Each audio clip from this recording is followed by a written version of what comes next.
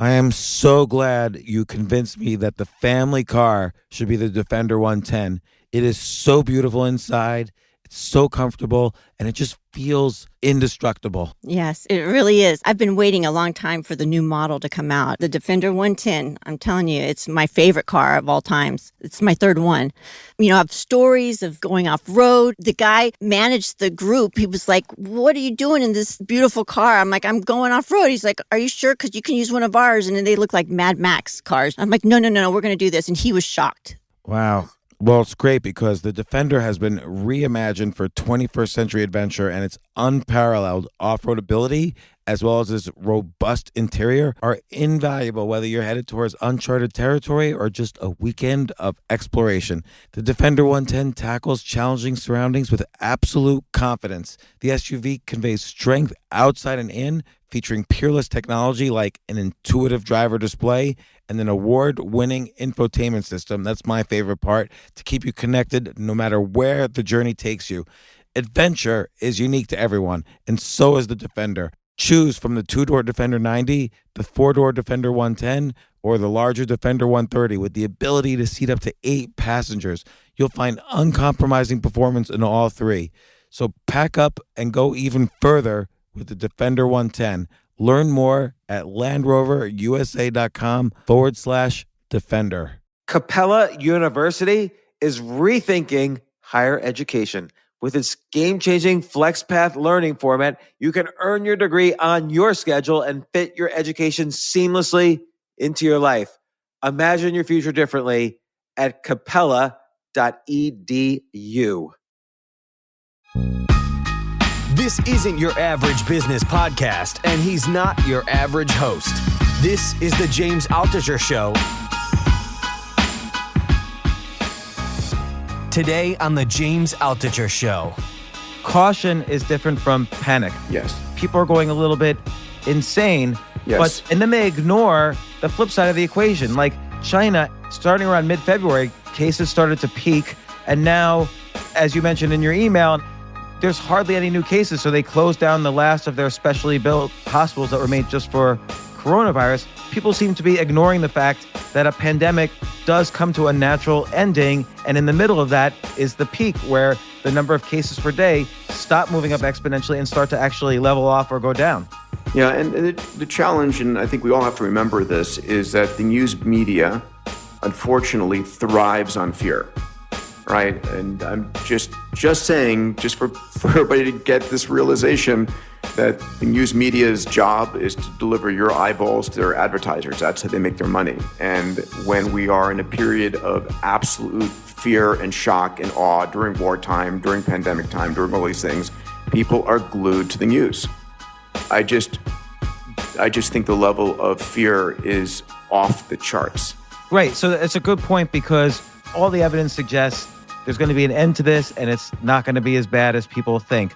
But on the economy, businesses up and down the chain are going to go out of business in just a month. If there's a month of the entire world being locked down, essentially most restaurants, bars, retail stores, and many other businesses that depend on supply chain management are just going to die. Yep. What's on the other side of this, optimistically, in your view? What have you been thinking about?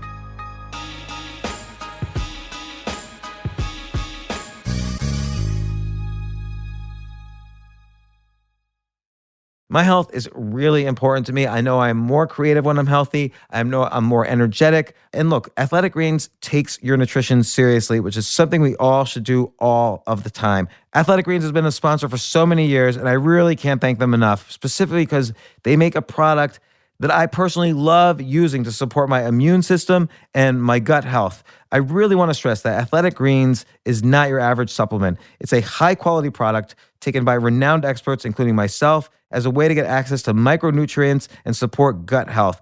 And their research is impeccable and goes above and beyond anything else I've seen.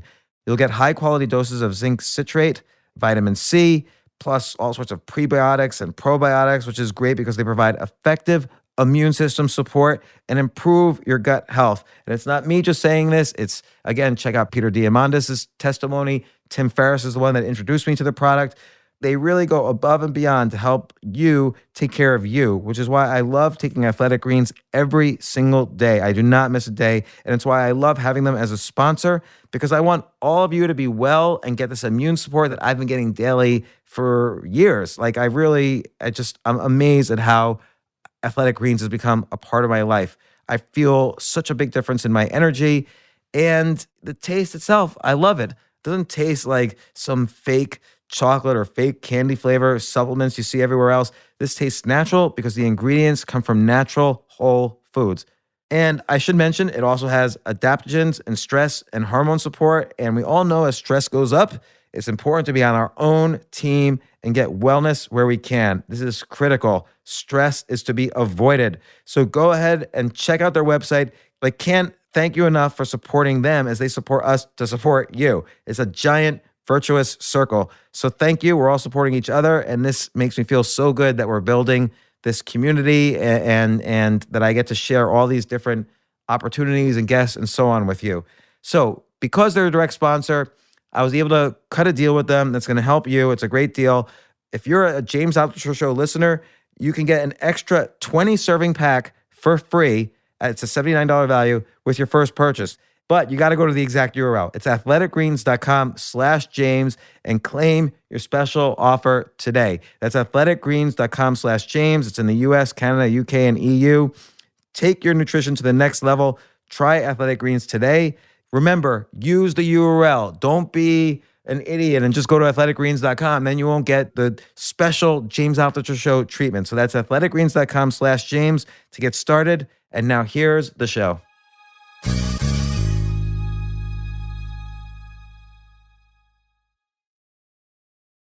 So excited to have Peter Diamandis once again on the podcast. Peter, welcome. James, good morning, good afternoon.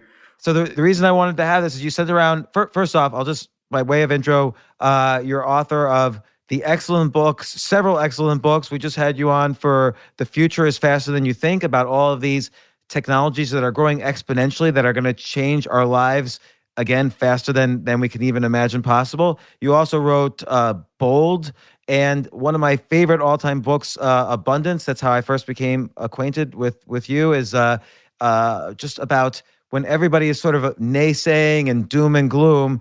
You talk about all of these trends in society that are incredibly abundant that we tend to ignore for all of these psychological reasons. And I think that's coming into play with our kind of global discussion about this pandemic and coronavirus. So you sent around this email yesterday, which I've seen references to these topics in other places, and some people were even arguing it was fake news, some of these items, but you then provided sources to each one. But it was basically good news, some good news about coronavirus. And I kind of just wanted to go down those and then maybe discuss even new developments since yesterday, because things are changing every day. They are, and part of my goal is during times that are difficult to give people hope, because we're actually having two pandemics going on right now, the coronavirus.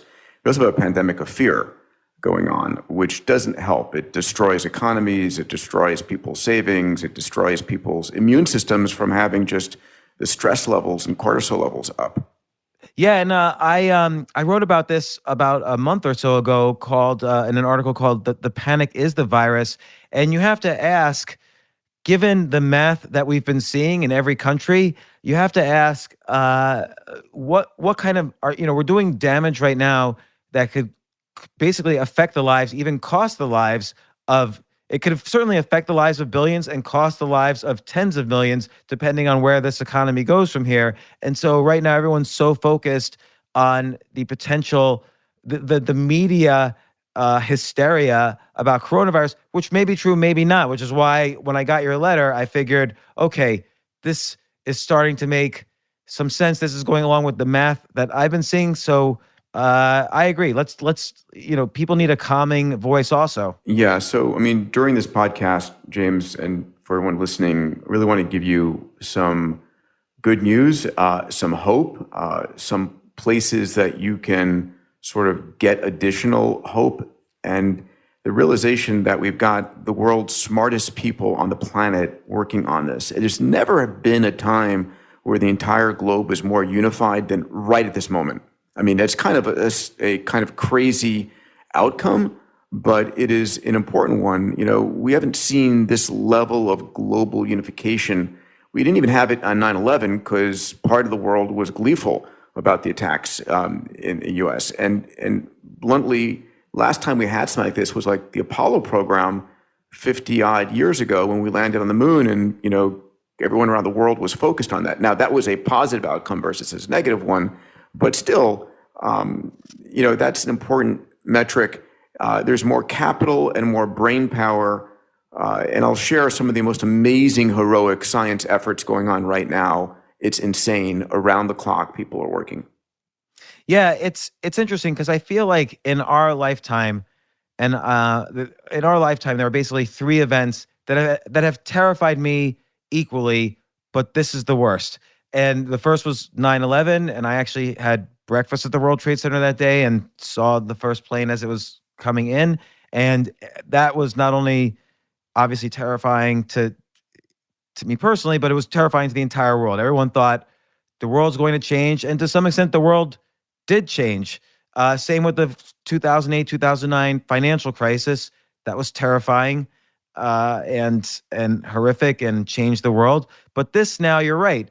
This is affecting everybody. And a big difference with this is that we can't talk to each other. We can't go outside our houses and meet each other. And so it has this weird isolating effect, but heightening the connectivity of the internet, the virtual connections between all people. And I wanted to go in a different order or down your list of Sure. of potential good news. So number 2 was China's new cases plummet, and I think this has been kind of ignored by the media. But let's talk about this. So during any exponential growth curve, right? And I've been teaching exponentials to the mass public and to CEOs through my work at Abundance 360 and Singularity University. And an exponential is simple doubling: 1, 2, 4, 8, 16, 32, and so on, right? And here are the numbers people should memorize. You double something 10 times, it's 1,000 times better. You double it 20 times, it's 1,000,000 times. You double it 30 times, it's 1,000,000,000 times. So we talk about doubling rates of viral infections. You have this massive growth curve, but things don't continue doubling forever. For a number of reasons, they start falling off, and you see like an S curve. Like the early days of it, you're pulling up like in a steep climb, and then at some point it starts leveling off, and it levels off at the top, and it makes sort of an S. And so China has entered if you would, you could imagine sort of a upward cup that's holding water, part of the curve, and then a downward cup that's dumping out water as you come over the top of the curve. And so China has entered the tail off of this exponential curve. It hit an inflection point. As has South Korea. As has South Korea. And this happens typically for a number of reasons. One is man-made interference, which is social distancing and isolation and so forth. The second is herd immunity. And what herd immunity simply means is when enough people get infected and develop immunity.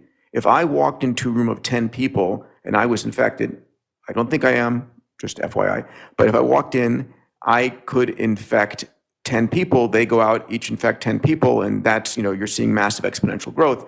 If in fact what happens is I walk into a room and of the 10 people in there, 8 have had it already, aren't immune, then they're sort of like the control rods in a nuclear reactor. They don't get reinfected. Their immune system is up and operational, only the other 2 people in the room. And so as we enter a population where more and more people have had it, the spread rate slows down substantially. And there's a third factor too, which is that or 2 other factors. One is the virus could start to mutate into a weaker strain, which we don't know whether or not that's happening here, but that's one possibility. And the other is that in the beginning of a pandemic, the people who perhaps get infected the easiest and display symptoms first are the weakest part of the population for that particular virus. And then once those people are recovered and the other demographics are stronger in terms of resisting the virus, that might lead to a sharp decrease in new cases as well. It does, and we're also at the same time, the world is not standing still, and people have to realize this, right? In the early days, when people didn't know what this was, before the virus was sequenced, before there was, good even models of this, people were shooting in the dark. But there's been an extraordinary amount of science and capital and brain power applied to this. And we're beginning to get handholds on what existing drugs could be used. We'll talk about the numerous vaccines under development. And also people are now aware, and social distancing and self-quarantine is beginning to slow it down. So we can get ahead of this. And, as bad as this pandemic is, and it's good that people are using the term pandemic, I actually call this a practice pandemic, because it could be a lot worse, right? You could imagine having these delayed periods of time between the time that you're infected and between the time that you show symptoms. And it could be that, like in Ebola or something, it has a much higher mortality rate, right? Like right now, a lot of people are reacting as if getting it is a death sentence. And the vast majority of people are either asymptomatic, mildly symptomatic, or recover. So, Peter, let me ask you about that, because this has been a crucial thing since day one of this, to the point where like I even see in White House press conferences, reporters saying, given the fatality rate of 2.3%, blah, blah, blah. How come even, these expert journalists and so on, how come they don't know basic math? Like, if we don't know how many people are asymptomatic, we don't know the true number of cases of the virus, you can't know then what the fatality rate is until it's in hindsight. So clearly it's not 2%, which is only the percentage of people in hospitals who had a fatality in the early days of the pandemic. And this is just basic math. Yeah, so this is really important for people to hear. We don't actually know the fatality rate. We know how many people have died is easily to measure right now. Globally, it's about, I'm looking at the stats, it's about 9,500 people have passed on because of this coronavirus. And the vast majority of those are people in their 70s and 80s with pre-existing conditions. And these are the same types of people who might normally die from the flu. They're frail, and we see vast numbers of people dying every year from the normal flu. So I just want to put that out there. What we then have is a stat that says 230,000 have been infected, and I'm on the site that is worldometers.info coronavirus, and you just Google coronavirus deaths, and you'll see a site like this. And it's updated every day, right? It says 9,300 people have died, 86,000 people have recovered. But what we don't actually really know is how many people have been infected. We don't know the denominator, right? We know the number of people who have died in the top, that's concrete. We don't know the denominator, meaning we don't actually know how many people are infected, because it may well be that this is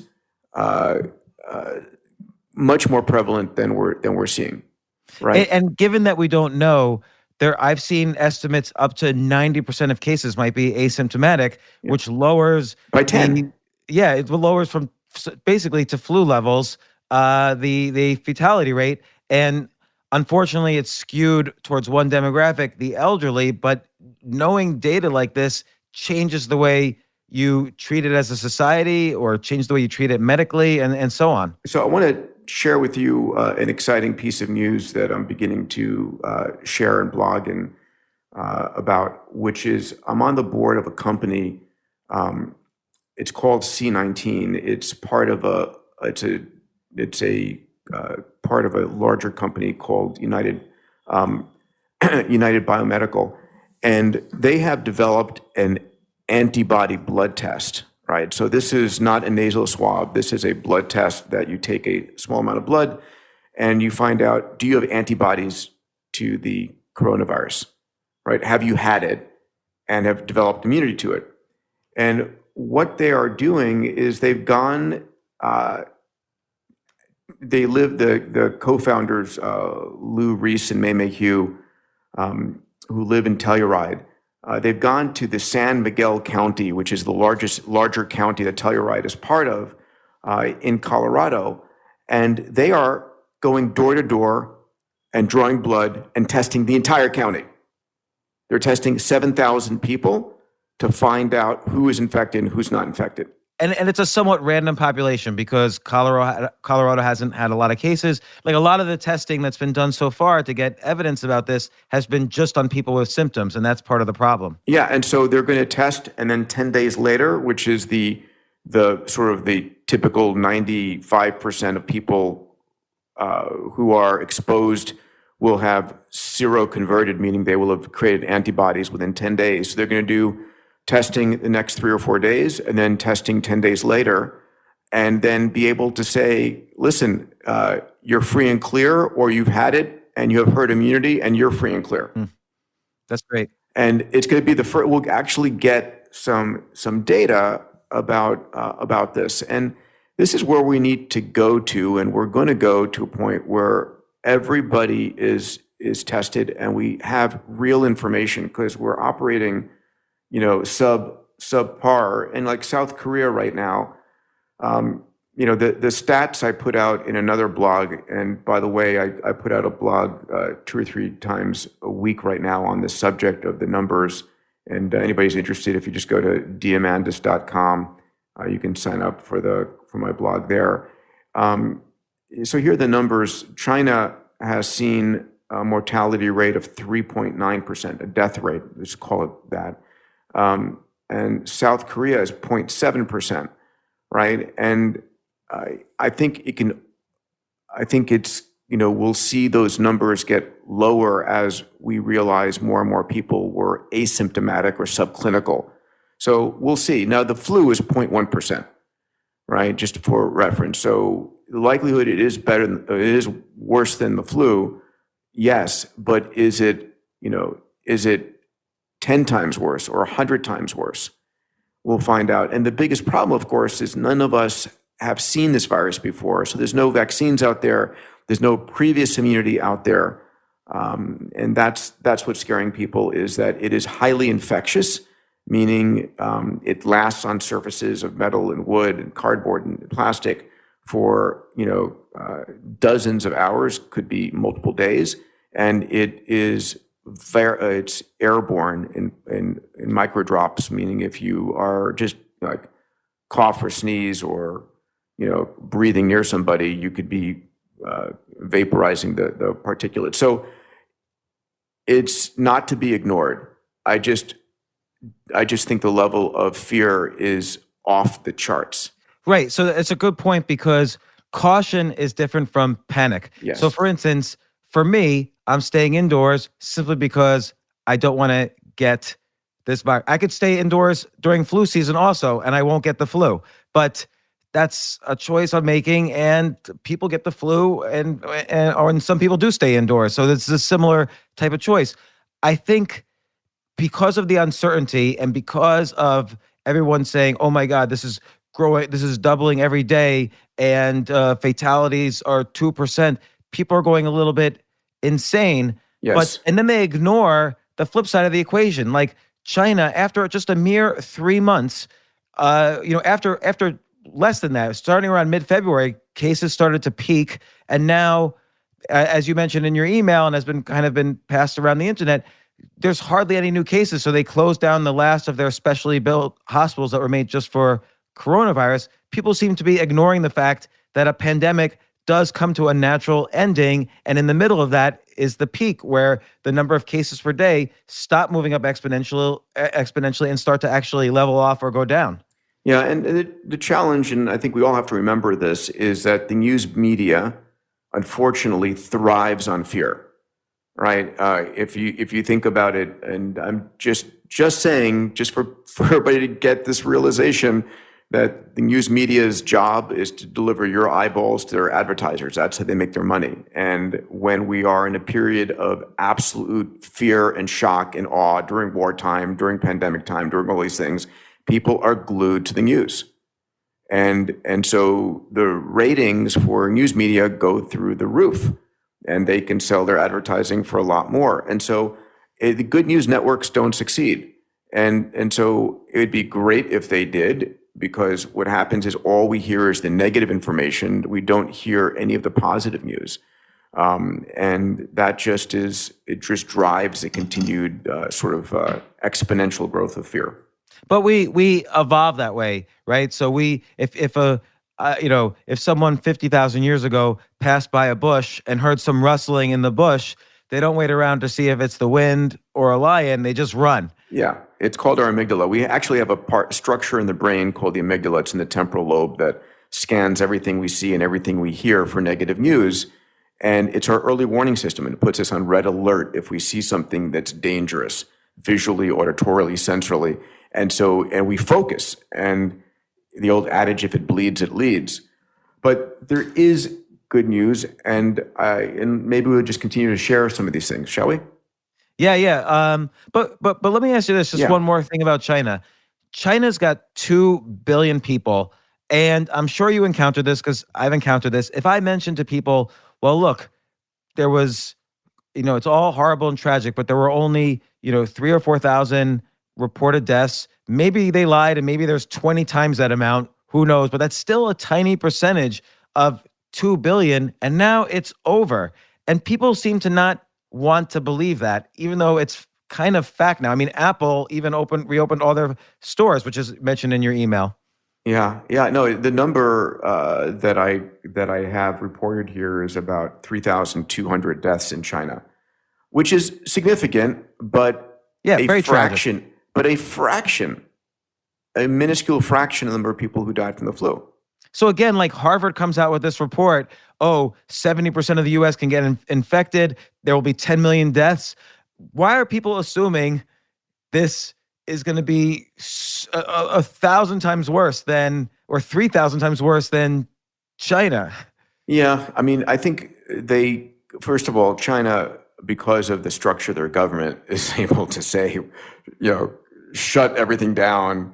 And so they acted pretty fast, pretty quick. And the question is, will the US or Europe act as decisively as quickly? Now, we should be and could be. And again, there's two different parts here. I think that this coronavirus is not going away. It's going to become part of the milieu of viruses. There are viruses in the environment that crop up every year, and we're going to have these viruses. And so there is a probability and a possibility that you will eventually get it, but hopefully you get it after a vaccine is in place. Right? Or after herd immunity is there, after we know which drugs work better, right? Our simple goal is to slow things down enough to be able to, as everybody's been talking about, flatten out the curve, get enough, solve the shit out of this with science, which is the goal. And basically slow things down where it is treated and thought of like the flu eventually. But what if we didn't? Now, obviously, social distancing works. If you keep yourself in your house and you don't meet people, you're not going to get any disease that's transmissible from human to human. But what do you think would happen in the U.S. if we just kind of did business as usual? Do you think it would be, 10 million deaths or? I still don't think so. I think, in fact, the numbers that I've seen that sound right are the potential for 1.5 million deaths. It's still a large number, right? We see 2.8 million deaths from all other causes of death in the United States. So 1.5 million is a significant number relative to that. But I think that those are worst case numbers. I really do. And I think we're going to be slowing it down and learning how to address it. The biggest fear right now and the biggest problem is definitively overwhelm of the medical system. That is the problem. Which happened in Italy, which happened in Wuhan. And will happen here. I mean, we will see it growing and growing across the country. And that is real, and that is concerning. So, the number of ventilators we're right now, as you know, James, I serve as founder and executive chairman of the XPRIZE Foundation. My team is aggressively working on idea of a ventilator XPRIZE to get the maker community to come up with open source, simple to design and build ventilators. And how's that going? We're working on it 24/7. I hope we'll launch the competition next week. We're still looking for a funder for it, but at the end of the day, we'll get this thing launched. And there are lots of open source efforts right now. We just want to supercharge it because I think you should be able to build or even 3D print a ventilator to a large degree from low cost parts and create entrepreneurs around the world who are building ventilators. Because the issue may not even be here. The issue may end up being in Africa and other parts of Asia that have nothing, right? And are going to still have these kinds of infection rates and requirement for ventilation. And just to mention, you started the XPRIZE with the first XPRIZE was, I believe, if I remember correctly, privately manufactured space flight as opposed to government funded. Yeah. Where the prize was, I believe, $10 million. And this turned out to be an enormously powerful way of incentivizing and by gamifying and providing financial incentive, this produces many results. You've done many XPRIZes since with fantastic results. Yeah, no, it was great. We've launched about $200 million in XPRIZE, another $200 million in development. Let me add one other thing on the news side. The challenge is all the negative news gets displayed and people don't get a chance to see the positive news. I actually, over the last 2 years, I've been building a machine learning platform, an AI platform, that actually goes and finds news out there in the world that is future forward, has positive elements, but looks at the convergence of exponential technologies, AI, robotics, 3D printing, AR, VR, synthetic genomics, and so forth, and how those technologies are transforming industries. And we just created a special version. The company is called Future Loop, and we just created a special version of Future Loop, which is the coronavirus pandemic edition. And so what happens is every day, my machine learning algorithm goes out and scans thousands, hundreds of thousands, millions of science journals, social media, news articles, looking for, in this version, news about coronavirus and pandemic, but then it filters it for which of these are solution-oriented news items, not dystopian news items, and which of these are around are using exponential technologies to do this. So it's amazing. And I just made this available for free to everybody. Can I share with the audience? Yeah, of course. Yeah, so if you go to futureloop.com/C19, so FUTURELOOP.com/C19 for COVID-19, you can sign up for free. And every day you will get a news blast of how is AI and data science being used to address this? How is robotics and drones and 3D printing being used to address this? How is AR and VR changing where you work and where and how you play? It's basically it's a news feed of all of the positive news that is impacting the solution side of coronavirus. And I love it. I like, holy shit, I had no idea this was going on. This is amazing. This is amazing. This is amazing. And so, it's a antidote to the negative news out there. So I hope people will subscribe to it. It's I built it because I wanted some alternate to the Crisis News Network, which I lovingly call CNN.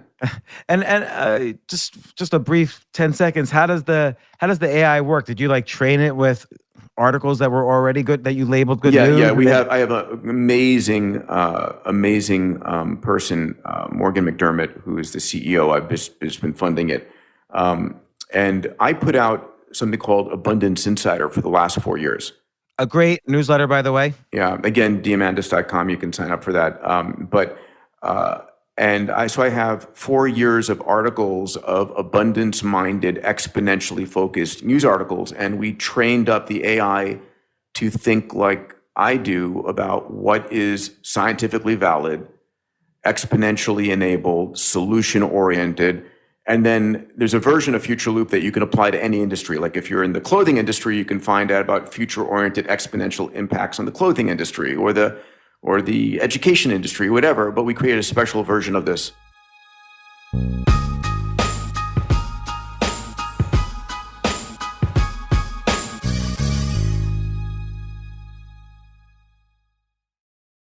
I personally love feeling like I'm taking good care of myself. And I especially feel this when I take my daily dose of Athletic Greens.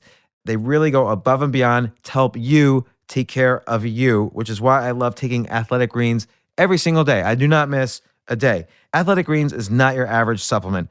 First off, I love the taste. Second, it's a high quality product taken by renowned experts, including myself. My friend Tim Ferriss is actually the one who introduced me to it years ago. I've seen Peter Diamandis' testimonial on the Athletic Greens website. So if you take it, you're in really great company. These are the experts. And it's great because they take a holistic approach, which is important to me. I don't want to put anything synthetic or bad for me in my body. I'm trying to constantly improve my diet, improve my health, improve my immune system. And Athletic Greens really has the same goal in mind for you. All the ingredients, and there's 75 in total, are highly absorbable and sourced from whole foods. And their research alone makes them a standout product for me. They've been a sponsor for well over a year. I love the product. I love how it tastes. They didn't just go to market and try to spring some random product on you. They spent 10 years with top nutritionists, naturopaths, and doctors to create their comprehensive formula. Athletic Greens really takes your nutrition seriously, which is something we all should do all the time. The formula is designed to help you adapt as your daily needs change due to stress, sleep patterns, or an imperfect diet. And these things are critically important for a good, well-functioning, healthy life. And if you're wondering what's in it, here's a sneak peek. You'll get super high-quality doses of zinc citrate, vitamin C, prebiotics and probiotics, which is great because they provide effective immune system support and improve your gut health. It also has adaptogens and stress and hormone support. And we all know as stress goes up, it's important to be on our own team and get wellness where we can. This is so critical. Stress is just bad for you. So listen, because they're a direct sponsor, I'm able to work out a really good deal with them. I love this company. I love the product. It tastes great. Here's the deal. If you're a James Altucher Show listener, you get an extra 20 serving pack for free. That's a $79 value with your first purchase. Just do this. Go to the exact URL that I'm telling you. Just jump on over to athleticgreens.com/James and claim your special offer today. This is available in the US, Canada, UK, and EU. That's athleticgreens.com/James. And look, don't just go to athleticgreens.com because then you're missing out on the $79 value and you're not helping anybody. So just don't, I told my friends this, go to athleticgreens.com/James. They just go to athleticgreens.com. And I'm like, are you guys idiots? Just do the smart thing. Every penny counts and be smart about it. So take your nutrition to the next level. Try Athletic Greens today. That's athleticgreens.com/James to get started. And I just want to say to Adam, who's the CEO of Athletic Greens, if you're listening now, thank you. This has been a huge support for the podcast, and I love the product. I love what you've been doing. And to my listeners, I also want to say thank you for listening, and thank you for showing up for our sponsors. You're the reason they keep coming back. And I really know this because if you're listening to this, I know you're a high quality listener of podcasts because we get such great feedback from everybody, from you guys to the sponsors to the companies we work with. I feel really proud of the podcast and the value we're bringing right now. Now, here's the show. And remember, the link to try it out is athleticgreens.com/James.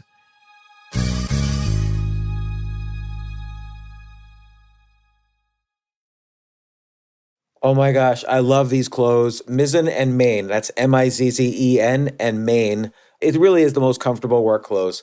Travel clothes. I had to travel this whole week. I'm traveling for a week and a half, and I just took Mizzen and Main clothes with me. Close out 2023 in style with comfortable, breathable, packable, and machine washable pieces from Mizzen and Main.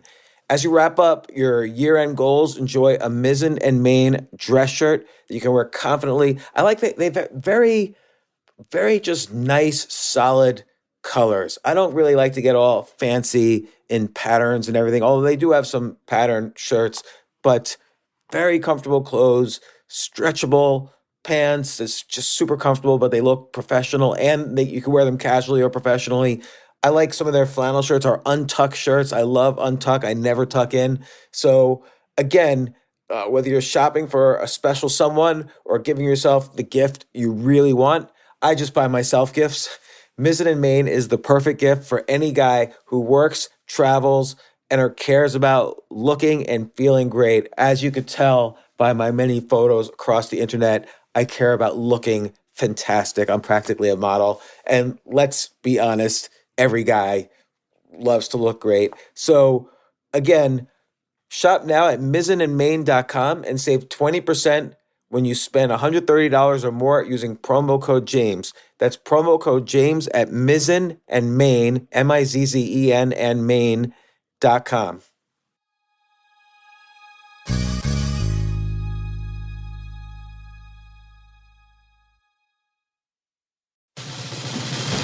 These days, we're all investors, trying to be smart with our money despite our worst impulses. But at iShares, we believe that deep down inside of every investor is a better investor. One that's just waiting to be let out. Explore iShares ETFs and insights and let your best investor out. Visit iShares.com for more information.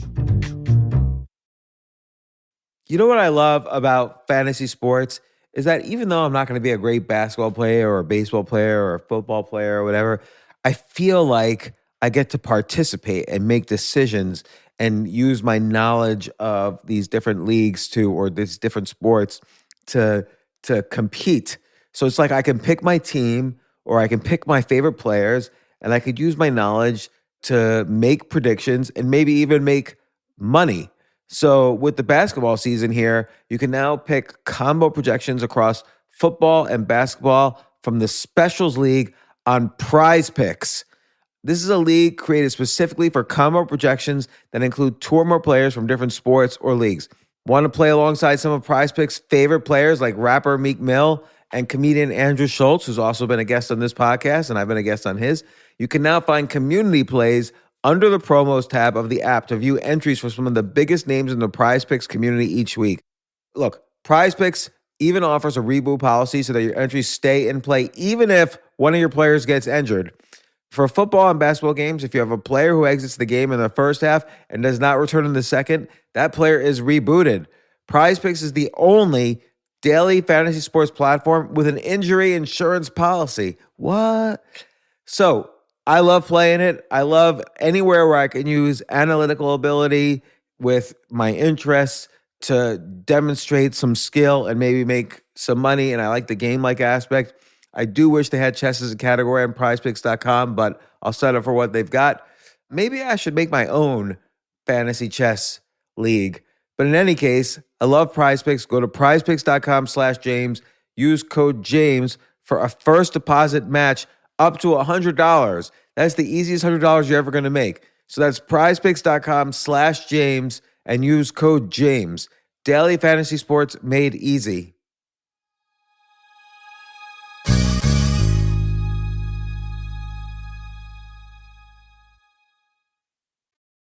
What about Vanity Future Loop? Like, I just want to put my own name in and just see only positive news about me. Yeah, well, you can. You can put your own name in there, but that's a version. If you can go to futureloop.com and it's in a private beta. We opened up the COVID-19 version to the public. If you go to futureloop.com alone and plug in your name, when we open it up, you can be invited to Future Loop. It's a way of changing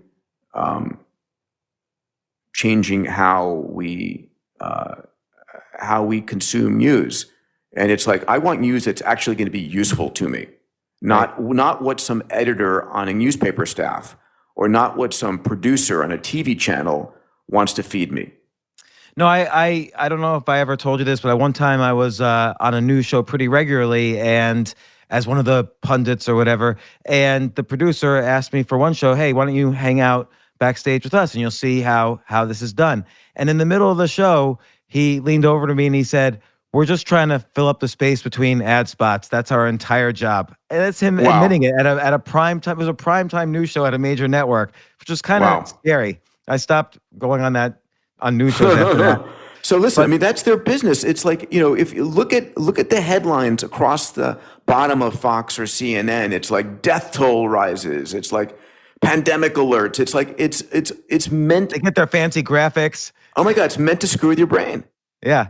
So positive news. Let's talk about vaccine development, because I have some questions. You mentioned Moderna. This has been in the news. Has been developing an experimental vaccine. There's other companies developing vaccines. Realistically, coronavirus. The common cold is a coronavirus. There's no vaccine for the common cold. There's no cure for the common cold. Realistically, is this possible to come up with a vaccine for this COVID-19? Yes. I am absolutely clear it is, and there's a multitude of efforts underway. And what's also true is that it's going to mutate, and you're going to create additional versions of this. So it'll be like the flu vaccine where you have to take it every year. It'll be like the flu vaccine.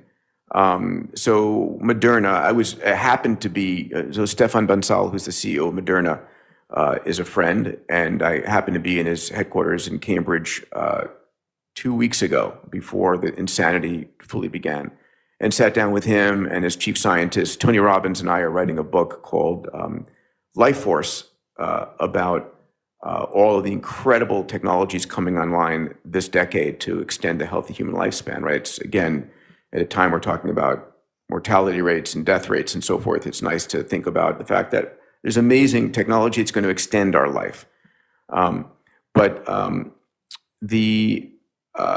So Stefan said, listen, we've got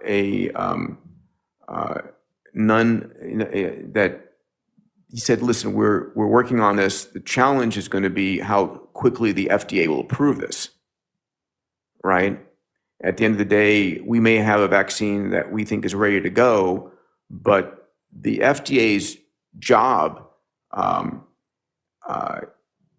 is to not have a treatment be worse than what you're treating. So if you put out a vaccine that you think is fine, and all of a sudden we find out, oh no, it's not, in pregnant women or children or whatever, that's what they want to protect about. They want to have enough data to show that it is safe.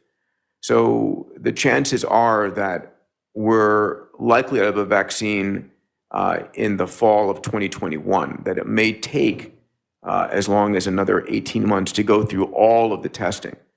But it's also potential that we're going to see vaccines tested earlier in other countries. So in Israel, in China, in Taiwan, in other places. This company I mentioned earlier, United Biomedical, has a vaccine as well. They are the largest vaccinator of pigs in the world, based in China and Taiwan. They vaccinated 5 billion pigs from hoof and mouth disease, which is much more virulent, much more infectious, and kills pigs and mutates very rapidly. And so they have a platform for creating vaccines, and they have a vaccine that is in animal testing and hopefully will be in humans in the next within the next month. But in addition, their platform is a platform play for vaccines, and it has been their platform has been used in humans before, and we know is safe. So I think we're going to have a lot of good news on the vaccine front sooner than 18 months from now. But I think people are beginning to want to be cautious about what they promise. Sure. And Peter, let me ask you this. The FDA is a gatekeeper between the biotech companies and, getting this out to the population. And for good reason. You point out for safety, and there's, like you say, 18 months.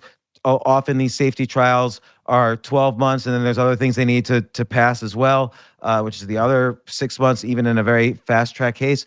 But what about in some cases, like do you think this will affect policy? Like, why not let the most susceptible part of the population, the elderly, choose if this passes some kind of safety metric? If I'm an 80-year-old person, I'll take the vaccine. I completely agree. At the end of the day, I think that we need the ability for people to be a lot more experimental with themselves if they want. What happens is if, in the finance world, you can only go public after all the lawyers have proofread everything and it's safe for grandmothers and kids to invest in your company in a public setting. But then there's something called an accredited investor, right? And you can do a Reg D offering and have an accredited investor where if you've got over $1 million of net worth and you have income of over $200,000, you can invest whatever you want. You're intelligent enough. So there should be a accredited patient version of that, where if you're smart, if your family members have signed off, if your doctor has signed off, you can try risky things. That should exist.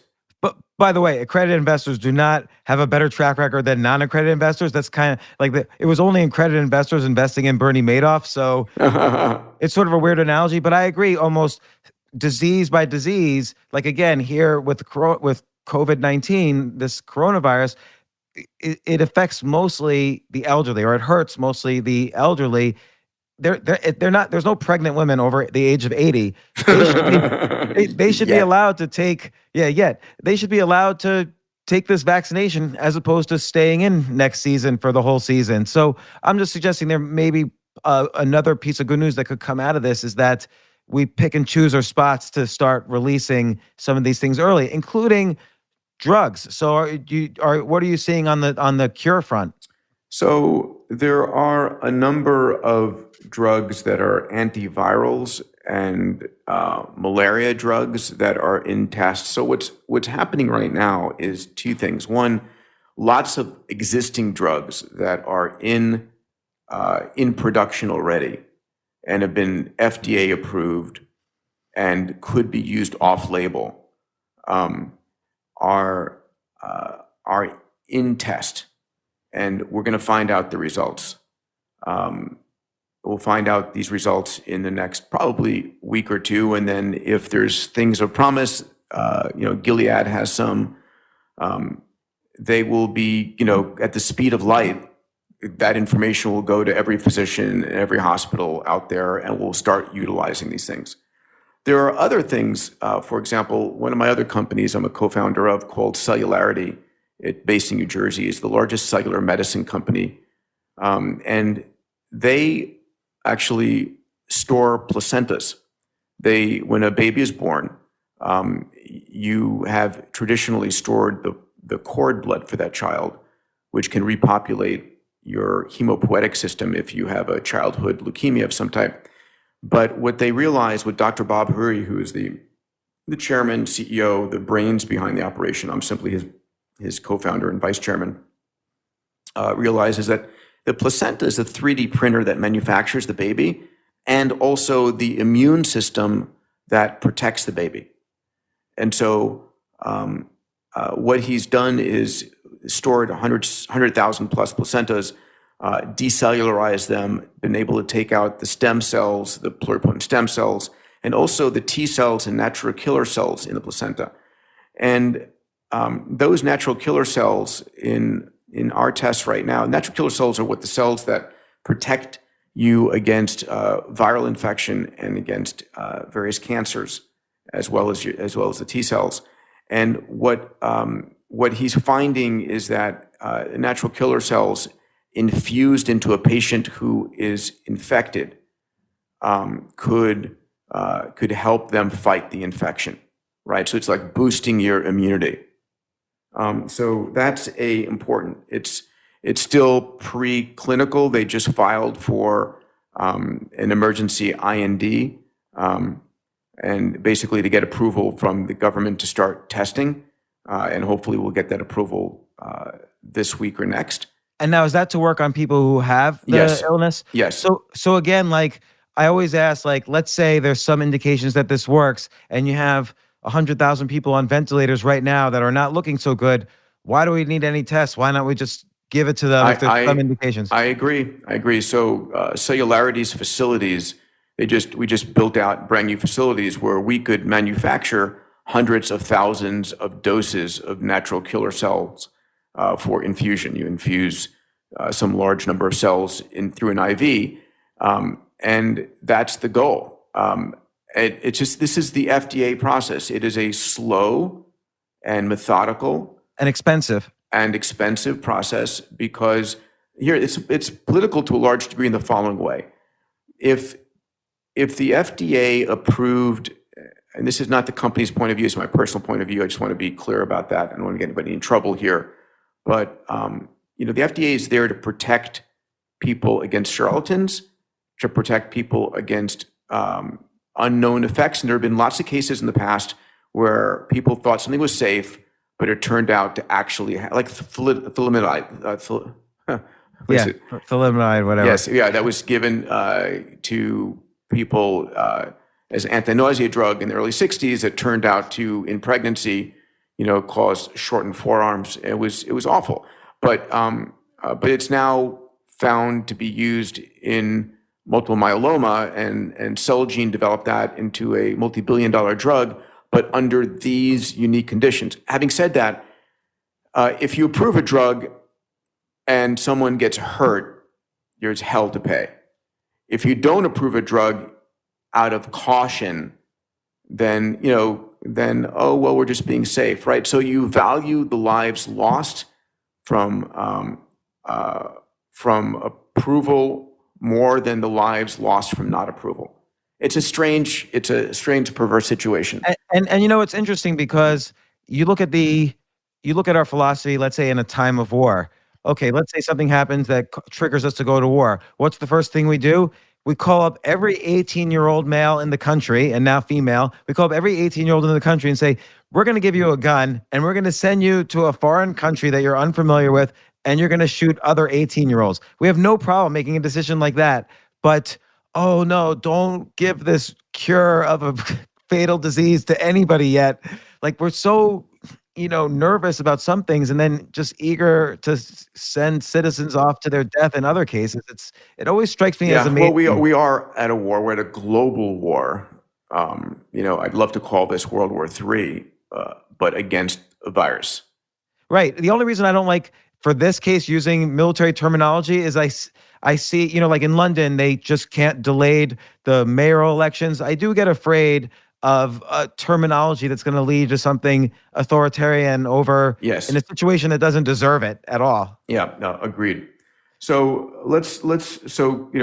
Future Loop /C19 will give you good news every day on all of the efforts around the world for testing, for massive data science and AI being applied to this, to cures, to vaccines. Yeah.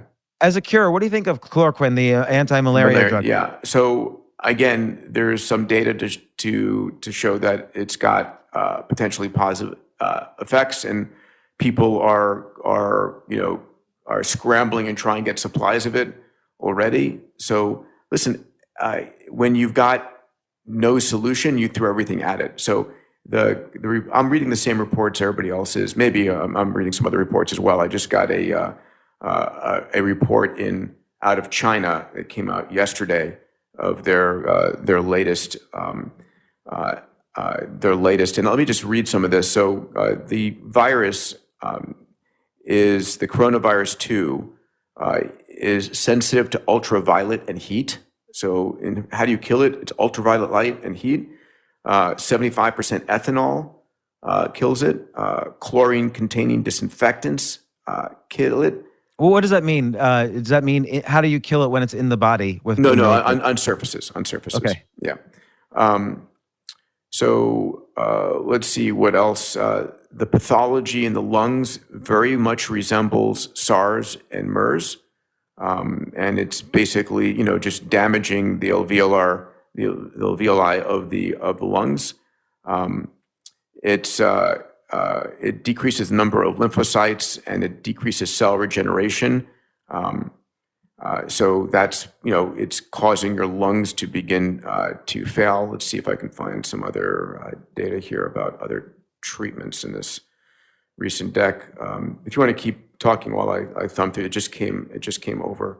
Yeah. So you, in one of your points, you mentioned 7 treatments who were treated in India have recovered. And you referred to that the treatment protocol will be scaled to other hospitals. What was the treatment protocol that they used to? I don't have it in front of me. I mean, here's what's going on. The beautiful thing is that humans are pretty much the same globally, and we're seeing a massive parallel processed experiment going on. So every country is throwing everything it's got at it and is open sourcing all the information that is there. So it isn't like if it was just in New York and only New York hospitals were doing it. It's every hospital around the world is trying whatever they can. So that for me that gives tremendous hope. So there's 2 antivirals, lopinavir and ritonavir, that are being tried together, and so it's going to be reported on in the next couple of days. Let's see what else here, but please go on. So what I've been getting out of all this is that there is a beginning, middle, and end to a pandemic, just like there was for SARS, MERS, H1N1, and people sort of think that I see people commenting like, what good is quarantining if this just keeps doubling forever? We'll never be able to leave our house. The reality is there's a timeline for when a pandemic, any pandemic, wears itself out. Exactly. So what happens is either you have it and you build immunity and your immune system kills it off inside your body, or you didn't get it, but the number of virally infected people have gone to near zero. Everybody who is infected has developed an immunity or has died. That's it. I mean, those are the 2 outcomes. Right. This happens every season with the flu. It comes, Yeah. It does its thing, which is horrible, and then it's over. Yeah. And so people don't sort of understand that. I think that's an important piece of good news. And the evidence we see is in China, which you could argue is a train wreck as a country in terms of medical care and in terms of many social systems. And after 3,000 deaths, the disease died off to the point where they're shutting down the hospitals that they built.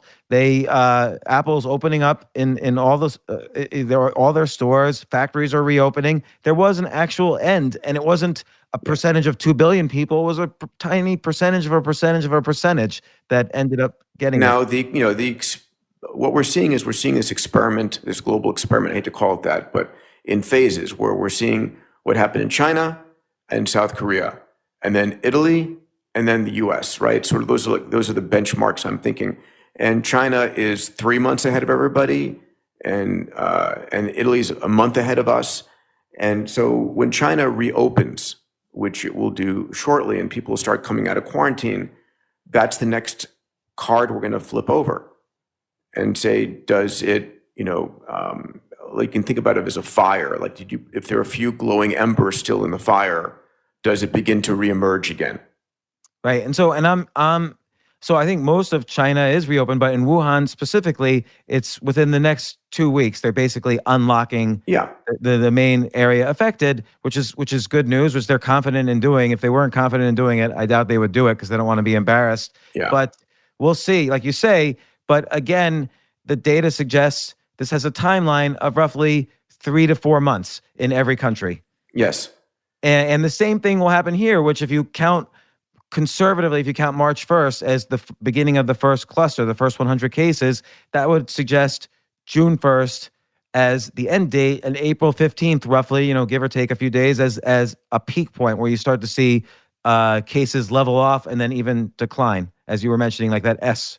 Yep, exactly. And so I want to give people hope. The question is, how long are you going to be sort of held up with your mother-in-law is the question, or with screaming kids and such. And so one of the things to also think about on this positive news conversation is, what do you do in this time of pause, right? So we're taking like a nationwide pause from work, which is destroying the economy. And my heart goes out to, millions of people who are losing their jobs, and probably tens of thousands of businesses are going out of business, which is a real travesty, massive travesty. And so if you're lucky enough not to have to close down your business, or if you have income, not losing your job, and you have a potential to think, what do you do during this time? Because this, with this pause comes opportunity. And a couple of things I shared with my community are the following. If I could go ahead and share this. Sure. Yeah. So number one, this is a time of reconnecting with family, obviously, right? So I've been out playing baseball with my boys a lot more than, they're 8.5 years old, and we're having fun over that. And so spending time with your family, more time with your family, and really connecting with your family and having more intimate and meaningful and deeper conversations than you might normally have as you're running around your business is one thing. The second thing is your health. And this comes in two parts: exercising and meditation. So we can talk about next, one of the important things to do is maximize your immunity, right? We're finding that older people die and younger people don't, or don't have symptoms. Why? Because younger people have stronger immunity than older people. And so you want to maximize your immunity. And immunity comes from sleep, exercise, being non-stressed, diet. We can talk about all the things that boost your immunity. So during this time, the second area is take care of yourself. Sleep 8 hours, get exercise, eat healthy foods. Those are important things. Learn to meditate and meditate. So taking care of yourself. The next thing is, if you're an entrepreneur like I am, now is a great time and an excuse to kill that part of your business that you were always wondering, man, I'm dragging this along. Should I kill it? Shouldn't I kill it? Whatever. Now is a chance to restructure your business. There's going to be a damn good excuse for it. But at the end, if products aren't working, I think, it's a chance to refocus what you're doing. The fourth category for me is go digital. I talk about this in Abundance and Bold and the Future is Faster, is the 6Ds, that whatever is digitized enters a period of slow, deceptive growth, and then it becomes disruptive, and it dematerializes, demonetizes, and democratizes products and services. So how do we digitize as much of what we do, and so that we can provide digital? Obviously this podcast is a digital version of what would have been physical things in magazines and newspapers and such in the past. And even radio shows. We don't have to go to a radio station. We don't have to go to a TV station to do this. Yeah, exactly. And so last night, for example, I participated in a global event that took place in China with my VR headset. I was a keynote speaker on a stage in China with, I just get the stats. Just out of curiosity, did you get sick? Like, I've given a talk in a VR world for about 45 minutes, and I felt a little nauseous afterwards. It's like that uncanny valley of VR where your brain sort of freaks out after a little while. Hey, this is not the real world, and I thought it was, and it kind of triggers this nausea. No, it's the technology is getting so much better. This was put on by a friend of mine, the president of HTC China, Alvin Graylin, and so there was 30,000 people participating.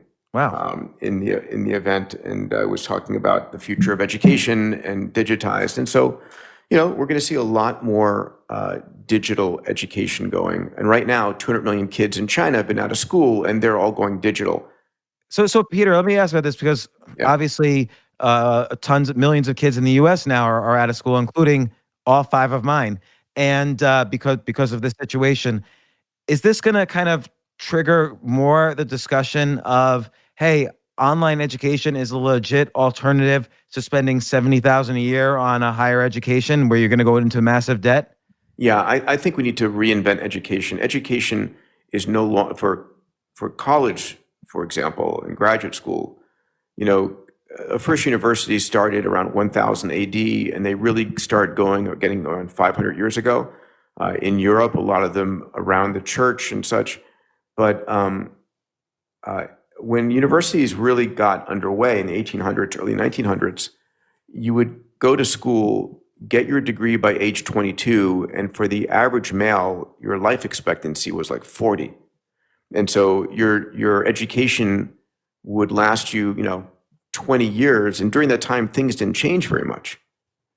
And now things are changing constantly. So we need to rethink education. It's not going to be a one and done, like, oh, I went to school, I got my degree. Bullshit. It's going to be a continuous. It's a subscription model. I'm going to go to MIT, and I'm taking courses the rest of my life in AR and augmented reality and virtual reality.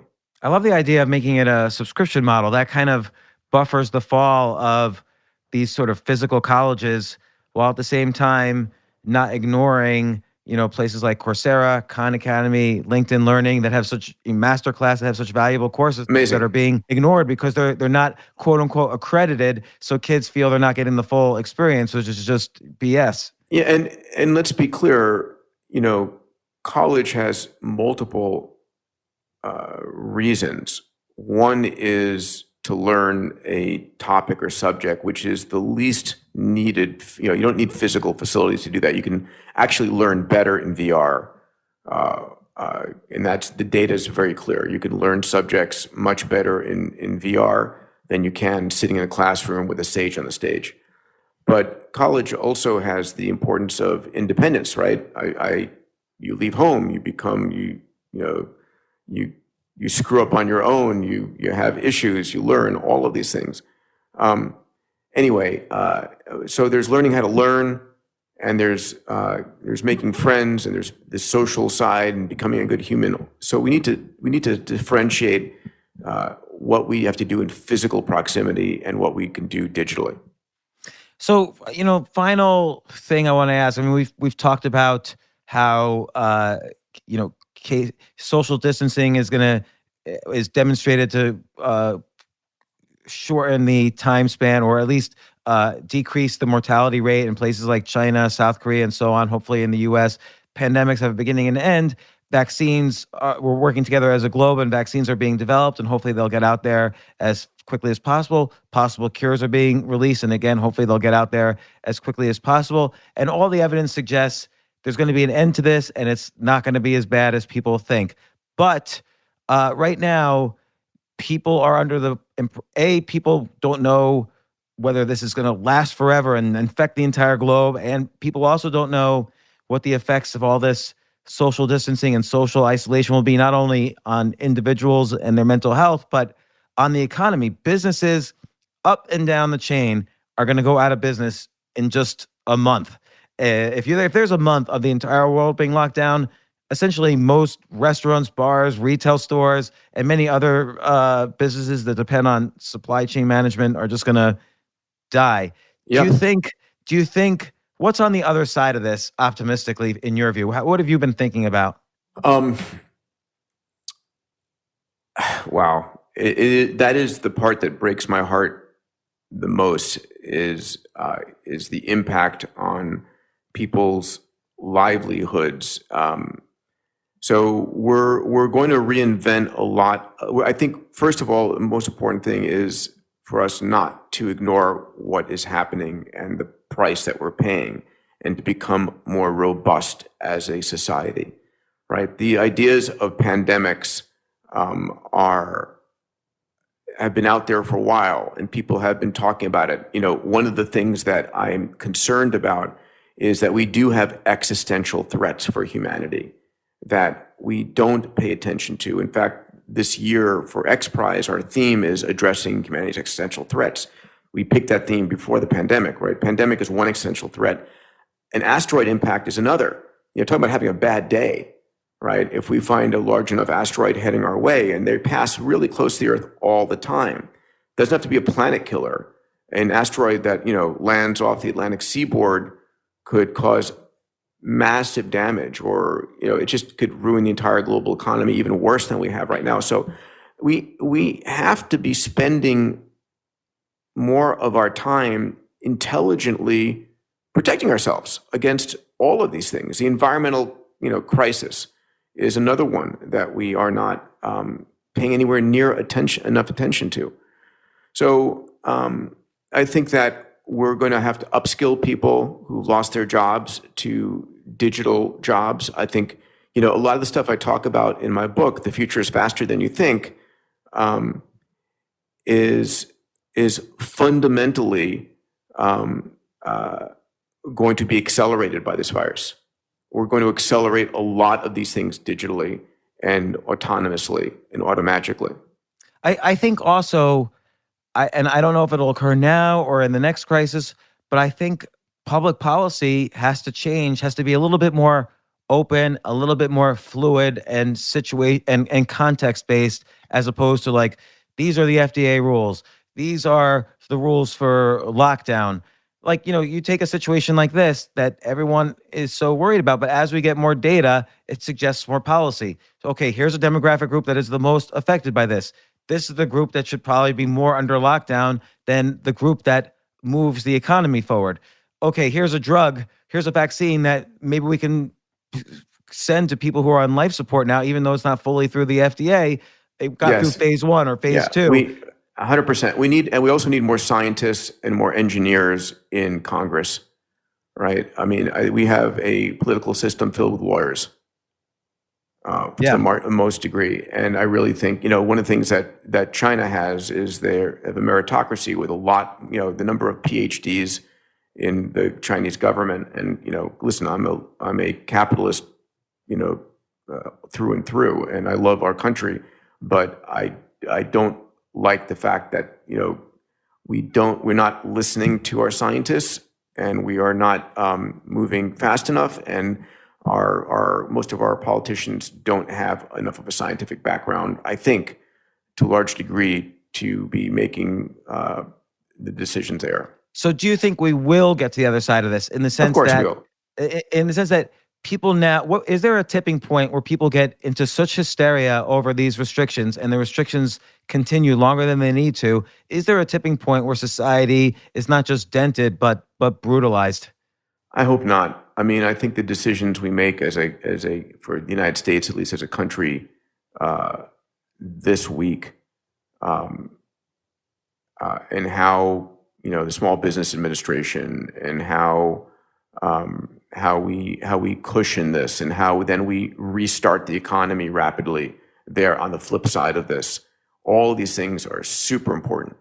I agree. And I think, look, they've announced trillions and trillions of dollars of stimulus, probably triple what they announced for the financial crisis. So it's going to be very interesting to see what happens. There hasn't been enough stimulus, I think, on the small business level, but there's probably ideas being discussed that we're not aware of. One last thing I want to add here is there's not enough money going into science. There's nowhere near enough money going into the labs and the scientists who have been wanting to do this, right? After the SARS outbreak, a lot of the science, a lot of the budgets that were going to be working on vaccines and on all that just shut down, right? In part because to get a drug through the FDA requires about $2 billion from a company, and most and a decade of time, yeah, right. And most, let's say a professor comes up with something in the laboratory and now moves it over to a small company, gets a little bit of funding to get started and shows some decent results. Now, where is he going to get $2 billion more dollars? It's very difficult. It is tough. So the FDA needs to become a lot more agile, and we need a lot more capital flowing to entrepreneurs in this arena. We need, the same way that Silicon Valley took a very old industrial industry, we need to move rapidly to a much more agile entrepreneurial pharmaceutical industry. We can. AI is going to play a critical role there, but it's it's an exciting time. I just hope we learn the lessons out of this. So, Peter, one final question: what supplements or things are you taking right now for specifically coronavirus? Yeah, so basically, I'm working on my immunity. So I am. I can read it to you. It's over here. So I'm taking zinc. I'm taking obviously all my high dose of vitamin C. I'm taking glutathione. I'm taking a couple different products that are immune boosters. Like what? What are those products? Well, here, let me just extend over here. And it's understood you're not recommending them. These are just what you're taking. These are a lot of over-the-counter products. I'll say, like, I'm taking lactoferrin, for instance, which is an immune booster. Yeah. So I'm putting out a blog tomorrow, this weekend, about boosting your immunity, which has all the details. But colostrum, which is the first milk coming out of cows that have immunoglobulins in them, phosphatidylserine, taking zinc, Immune Renew has got I can't have my glasses on to even read it, but it's, if people go and get my blog, this will be I'll be finishing this tonight. I'll have a detailed list of all of the things that are natural immune boosters and foods and so forth. Well, finally, Peter, thanks so much for coming on. I think good news is sorely needed in this environment when, as you mentioned, the newspapers tend to focus on the opposite, for better or for worse. But I think people are in such despair right now that this is really helping people to realize that this is going to come to an end and there's some positive things going on right now. And I also want to recommend, I've been following your newsletter probably since you began it. It's, again, you not only do you highlight these great news things that are happening in these exponentially growing industries, but you also append your own opinion about why each thing is important. That's how I saw your positive news on coronavirus, was through your newsletter. Once again, you get that. Peter, how do you get your different newsletters? So if you go to diamandis.com, you can subscribe on that page for I put out a blog every week.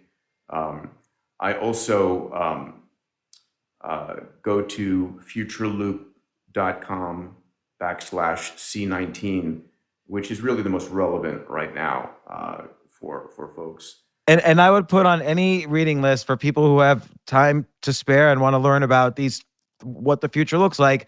Abundance, Bold, and your latest book, The Future is Faster Than You Think. Yes. So once again, Peter, thanks so much for coming on the podcast, and I will talk to you soon. Thank you, buddy. A pleasure as always. Talk to you soon. Thanks.